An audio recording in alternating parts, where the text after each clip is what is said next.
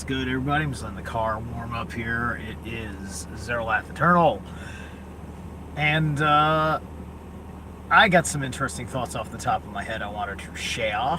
Um,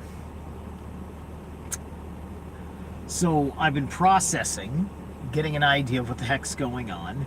There was a fallout that is a very interesting fallout on an academic level that I think is really, really important, especially because I've been trying to process everything. So, yeah, I forget exactly why I found it across YouTube. It wasn't because I was listening to Gnostic Informant, but one of Amon Hillman's videos had come across my desk. And I've talked about this, and I have been very open-minded about the whole thing, even kind of looking at the context of what he's talking about and thinking about the psyche of certain Christians that were an example of some of the things he was talking about. And so, for the time through his development, while not knowing much about Greek, I was there in the endorsement, right? Talking about the the naked boy in the park, which is still, I think, actually a valid fucking question. And that's his claim, that's his question, right? That's like, for a long time on the internet, anybody who asks that question, right, that's going to bring that there, right? And it's a question no one's asking, so it's a question of when does that question get asked, right? Because who the hell would be thinking about that particular thing? And it's the most interesting of things to pick out, right? And so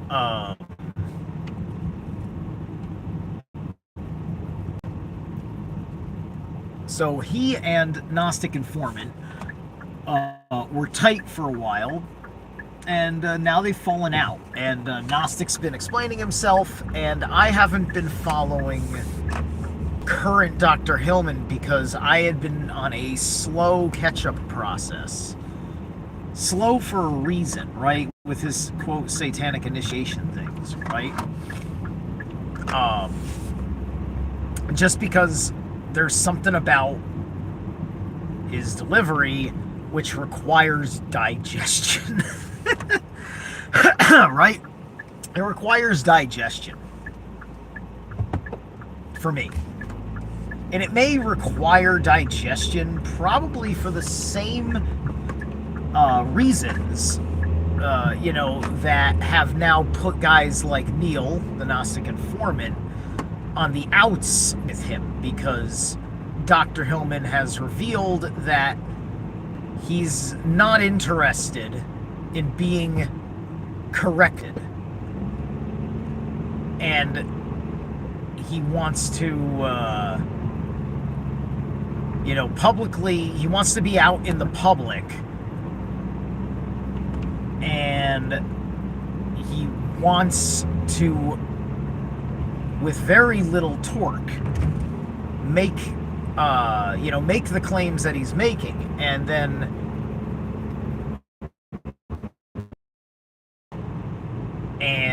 he can't bring out stuff that matters to fix things, especially the context of words and the age of young men, right? So now these various different words that describe different phases of a man's development as a term, like the way we have teenagers is like an English word for people of a certain developmental stage in their life, These were words like adult, teenager, boy. These were like the words for those things, right? And a proper definition, a proper etymology for those words is, not going to be just a one for one. The word means boy. Well, no. It's boy in a certain context, right? Because the scripts were written in a certain context. Because the scripts were not written for just anybody and everybody in the fucking public. I mean, they were, but the public sphere back then was also dependent on, like, are you part of our thing, right? Are you in the temple? Are you in the government? Are you in this? Are you in the that? And it's just like, because, that's the way it was back then, right? We're talking about a civilization that,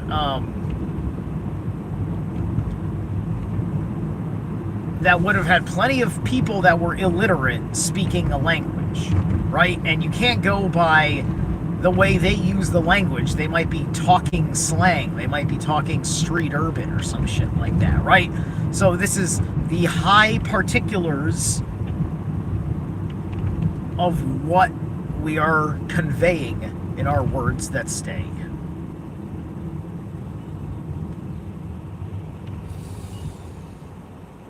So Neil is making a very good argument of not just the facts of the issue, which is the meaning of certain words in the classical Greek, but he's also making an interesting argument that, Dr. Hillman is grifting, right? Because of his behavior over trying to sit down like academically whatever people, right? I mean, like, personally, like, hearing all this thus far, now I don't know everything, and I'm mostly intuiting certain things based on how I see behavior, and I'm not even up to speed on current Hillman, right? Because that's how wild it is for me, but also so much to hear about because, unlike Hillman, I don't have to digest Gnostic Informant, because Gnostic Informant is like a regular dude, right? At least in the sense that I would consider myself a regular dude.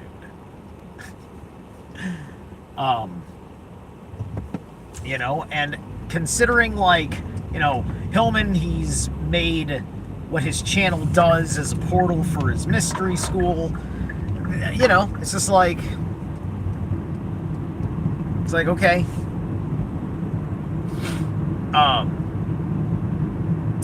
You might want to keep yourself as a mystery if you're going to be a mystery school, right? I'm in Temple of the White Dragon. And so I am studied under Seth Esposa, who founded this institution. And he doesn't even go live. And he never just drops a set, like, any segment he's ever dropped on Black Earth Productions is a full-blown video production, even if it's just a simple backdrop and his lecture divided into segments with music breaks. Sometimes his format's that simple, sometimes he's got a presentation, so on and so forth. But either way, he obviously goes through meticulous levels of deriving things from a very comprehensive, universal fucking place, right? And he's the kind of guy that loves and appreciates how he cultivates free thinking, and although there are certain things that, as a teacher, it's his prerogative, his position to say is dead wrong, but everything's happening in private conversations. It's It's not this spew, right? You know, Amon is he doesn't want to have like this kind of like honorable like discourse or whatever, right? You know, he left Gnostic. That's wild. I wonder. That looked like bags of fucking like grout on the ground, and like that's what I sell at my job. I'm wondering if somebody's fucking bag busted that gate. Some of that looked. I couldn't read it. Moving really fast. It's just funny that I saw that. But anyway,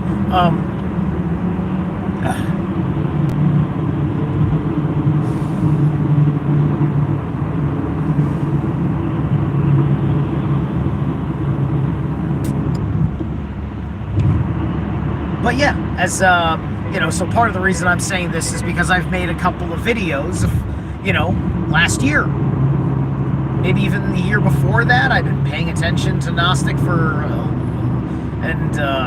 and Lady Babylon for a hot minute, and I have spoken about why I thought Dr. Hillman's points about these translations that seem to be, in fact, mistranslations, how the points that he is making still had deep validation, right? Because of certain level of biblical Christian psyche. The effect of a certain level of biblical Christian psyche, right? Like, you know, I'm a Gen Xer. I remember the 90s. There's a reason why we have pedophile scandal stuff. Jeez, there's more of it here. Somebody just their bags just exploded all over the ground, and this powder, this looks like grout and shit. I think so. It's like a blue and white bag. It's wild to me. I have no viewers, and a non-viewer just gave me a like, meaning that the system doesn't know how to tell me how many viewers I have in real time. Hey, there he is. Whoever they be liking me thing. So yeah. So there's you know, being in a mystery school that has served me forever, has never ended up in situations like this. Everybody that's ever fucking like whacked out and said Sethicus is wrong about things, they're all fucking like weird people speaking babble. They don't fucking leave their comments up. That they're few and far between, and nobody listens to them, right? And that's despite the fact that you could you could look into the content of what they are saying is where he's wrong, and all they're saying is, well, let me show you why my view of reality can't possibly see his view of reality, and then they just share with you where they are stuck. See where I am stuck, and this is why Sethicus is wrong. It's because I am stuck in this false belief. And then he tells you his false belief, and that's why he leaves the comments off. Because he doesn't want to get eviscerated, because he's protecting a certain level of his ignorance, because he's trying to draw that ignorance is strength kind of thing, right? You know, the power of the fool, which is doing the power of the fool on the inversion, right? And part of those incorrect beliefs is thinking that the inversions serve us. We are served well in understanding the inversions, to uninvert them, right? To not live in a dark ages where we avoid things because they are evil, instead of being able to find out what a thing is holy by taking it seriously, giving it the due attention, and then deconstructing it from there, which overcomes all occultism. You know, you need to learn the world of symbolism. You got to learn the world of intuition. You've got to lurk in your own shadow. There's all these things you got to do that puts you in a power over the top. And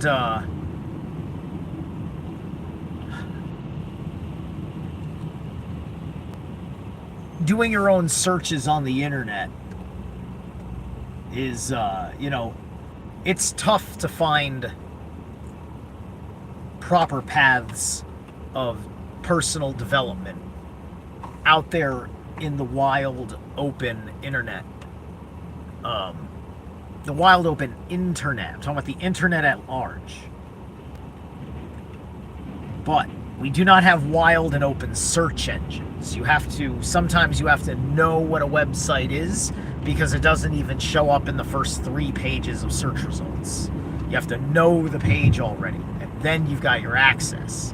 You have to be lucky enough to find a site that you did get access to, citing a site you don't have access to.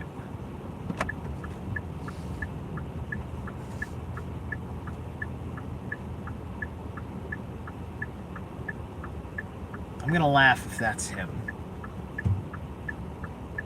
But I don't think so. I don't think he lives around here.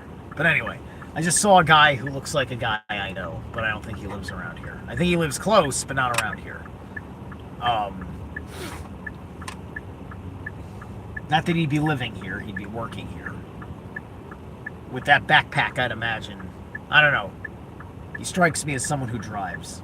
I don't think he would have taken the train. But anyway,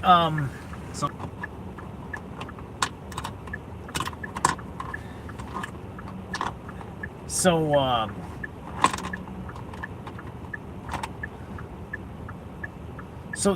that brings me to, you know, a certain place where thankfully not much changes for me. Because Dr. Hillman is very interesting, because he kind of showed us another angle, incorrectly. Now, it's unfortunate that he can't correct himself, but I do appreciate that he that he almost had a good awakening, if you will, right? Because he's obviously tapped into some pharmakia, some alchemy, some sorcery of a good sort, right? You know. Otherwise, there wouldn't be much going on, I think, with the mystery school, because they're definitely going over incantations and ritual points and recreating them and so on and so forth. And so one of the things that Gnostic Informant was saying is that, you know, Dr. Hillman, you know, he's not just doing that for shock value. There's like he's kind of serious about it, right? And I figured he was kind of serious about it, but I kind of figured that, oh, he doesn't really need to say. He's talking about the satanization of pagan gods. That's what I'm thinking, right? But I don't know. Now it's weird because he's not taking it out of that, right? He is building up the reinforcement, right? You know, he wants you know, he wants, like, it's almost you know, it's, you see, he's discovered linguistic, because of the way things ended up getting to the Bible, and thus our conversations about God and such. All of these words that are etymologically root words for words used in the invocation, you know, or attestations of who Satan is in the biblical sense. But here we're getting it out of various Greek Greek goddesses, not even gods, goddesses, females, right? And I was having a conversation about these some of these ideas of Hillman with Gabe, with Slick, because of certain kinds of persons in that he was aware of. In maybe it was an ancient Greek culture. I can't remember because I can't remember. I'm not really going to get into it, but because I don't want to misquote Gabe and get him in trouble. But he was just talking about something along the lines of a pattern noticeable between a certain ancient group of people that had a name for them, whom were kind of like women haters of sorts, right? Women haters who were I don't know, gay or something, like gay women haters or something like that. I'm not 100% sure. And naturally, I am not against you if you grew up and became gay. Seen that gay is your way, right? That's the way I'm going to say it, because I am not going to sit there and take these sexuality things and make them one thing or the other, right? Because there's a complex that puts somebody out of what they call heteronormative. I think that's a good word to use right now in context, right? And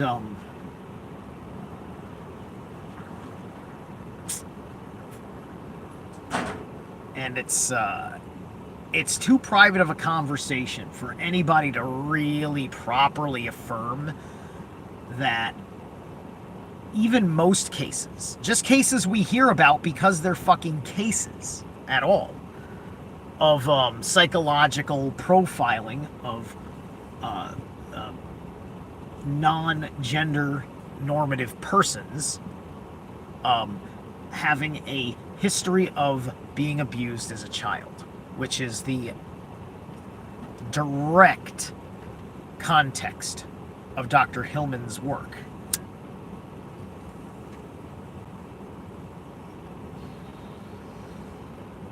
Right? You know, because, I mean, otherwise there's things I really agree with, which is why Neil liked him and agreed with him. You know, seeing a classical pagan world reemerge, right? I certainly would feel better if people were pagan with their morality, because it would be fucking honest. It would just be fucking honest, because I don't see it as truly any different. I obviously can be led falsely to believe it would be different, right? The last 9 or 10 years or so, right, has been the left making a mockery of all sorts of things that were part of small government ideals and things of that nature, right? I saw a tremendous amount of what the anarchist movement on the left, because it was ideologically left, it turned into this mockery. It turned into this mockery of Mark Passio's work. Honestly, that's what I looked at it as, right? Because I heard this offset, twisted version of his rhetoric kind of coming out of these communist mouths as they were begging for that kind of a state, because they're just conditioned to be anti-capitalist instead of being conditioned to be themselves. But if you're never given a discipline for personal development, you can never be yourself. You can make a limited personal choice for yourself. Like, oh, I'm a metalhead. Oh, I'm a punk. Oh, I'm a whatever. Right? But those are all micro collectives. And then you kind of swim in what that's about, and you cultivate your own personality foundational to being liked by everybody who likes the same stuff, to make sure that you, what, right, you know, like me, plenty of metalheads I don't like. Different kinds of metalheads with different kinds of attitudes, and it's not even as cut and dry as, oh man, those are the National Socialist fucking metalheads. Oh, fuck those black metal guys there, right? No, it's not even that cut and dry.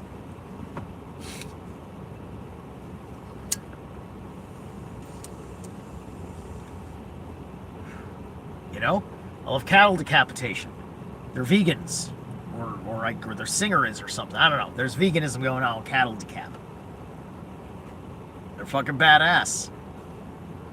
I don't want to talk about my diet around them. I'd rather not bring up diet. If diet comes up in mixed company of ideologues, I'm gonna fucking shut up, to be honest with you. This Aries is not interested in that level of conflict. I will slip right into my Libra energies, and comfortably so. I'll lose. It's just like, okay, am I having a high protein vegan diet today and maybe for the rest of my life? Fine. Okay? It'll be like that in under those contexts.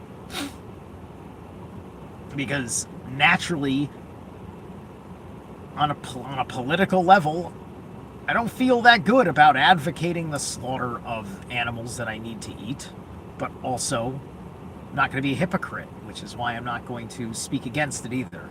Because today I'm going to eat a slaughtered animal for sustenance, just like I ate a slaughtered animal today when I woke up, right?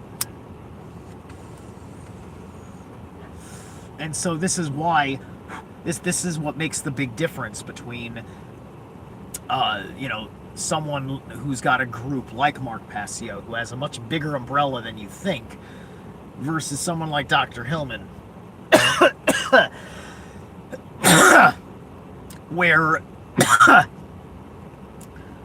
a fact you need to be right for your ideology has to be in accord with everybody, instead of admitting that your fact is incorrect and that there is something more meaningful and important and transcendent that your work is about. Because at the very least, you go into the arena, you lose an argument, just like an MMA fighter's got to go in the octagon and lose a fight. It's about how you lose. It's about how you lose the argument. It's about how you lose the debate.